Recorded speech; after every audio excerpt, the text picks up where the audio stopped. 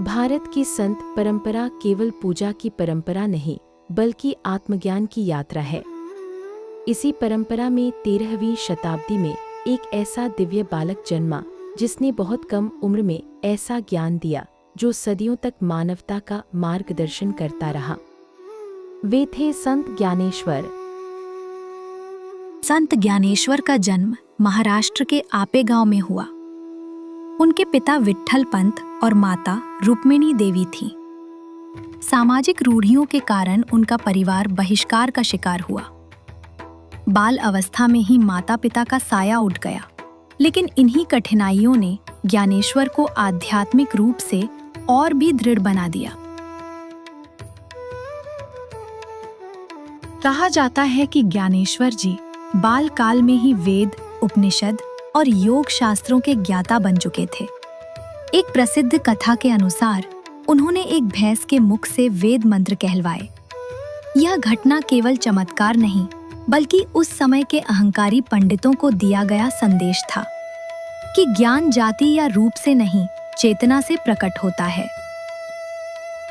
इस कहानी का वर्णन इस अभंग से आता है।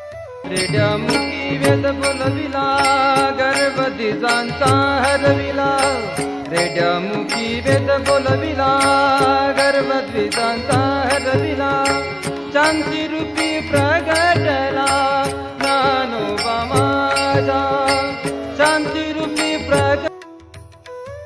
संत ज्ञानेश्वर की अमर कृति ज्ञानेश्वरी भारतीय दर्शन का अनमोल रत्न है।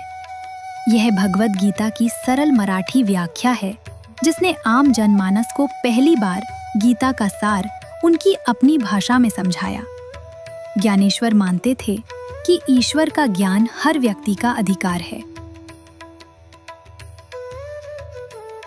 ज्ञानेश्वर जी वारकरी संप्रदाय के प्रमुख आधार स्तंभ थे। वे भगवान विट्ठल के अनन्य भक्त थे। उनका संदेश था, भक्ति में प्रेम हो, अहंकार नहीं। जाति, धन और पद ईश्वर के मार्ग में बाधा नहीं, बल्कि मानव निर्मित भ्रम है। केवल 21 वर्ष की आयु में संत ज्ञानेश्वर ने आलंदी में जीवंत समाधि ली। ये घटना आज भी आस्था और रहस्य का विषय है। उनका शरीर नश्वर था, लेकिन उनके विचार अमर हो गए। संत ज्ञानेश्वर हमें सिखाते हैं कि सच्चा धर्म मानवता है, सच्चा ज्ञान विनम्रता है और सच्ची भक्ति प्रेम।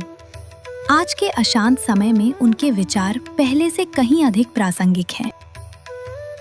संत ज्ञानेश्वर महाराज की पालकी हर वर्ष आषाढ़ माह में आलंदी से पंढरपुर तक निकाली जाती है।